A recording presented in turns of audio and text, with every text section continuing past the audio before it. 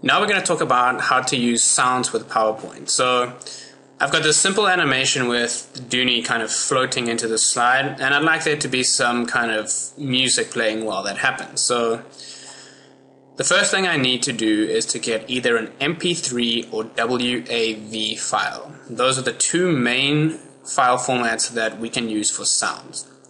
So if I look at my folder, this is the PowerPoint that I'm working on, Space Adventure Background.ppt, which we can see over here.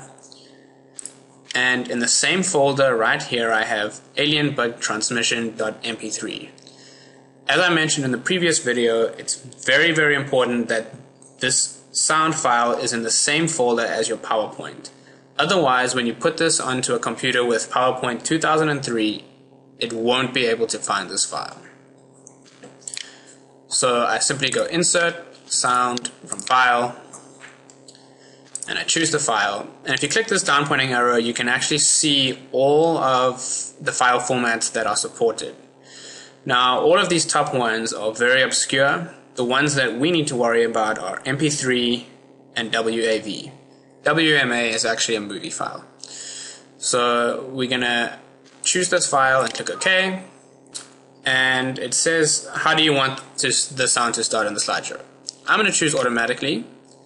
And we get this little icon, which you can move around, you can resize, and you can do any number of things.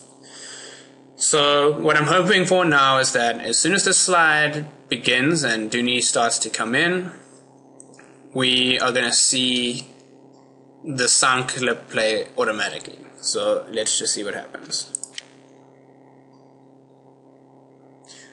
And immediately there seems to be some problem because we told the sound clip to play automatically and we've loaded the slide, but nothing's happened. So why is that?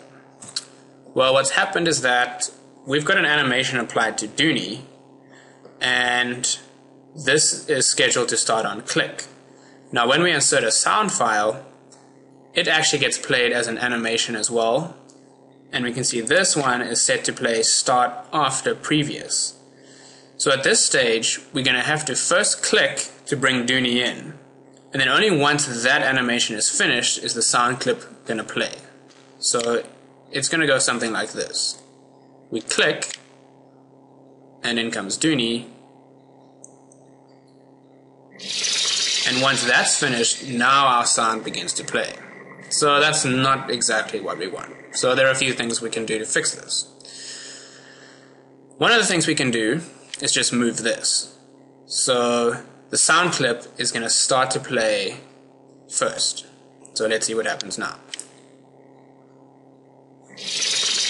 And without having to do anything, our sound clip plays, and whenever we click, Dooney is going to come in. So if you run into that problem, just remember to check your animations here. Maybe changing the order can fix it. But there's actually another thing that you can do.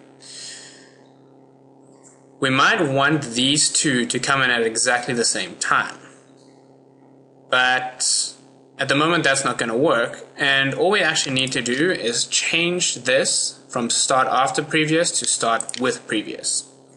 So what's going to happen now is, as soon as I click, Dooney will start coming in and the sound will play at the same time.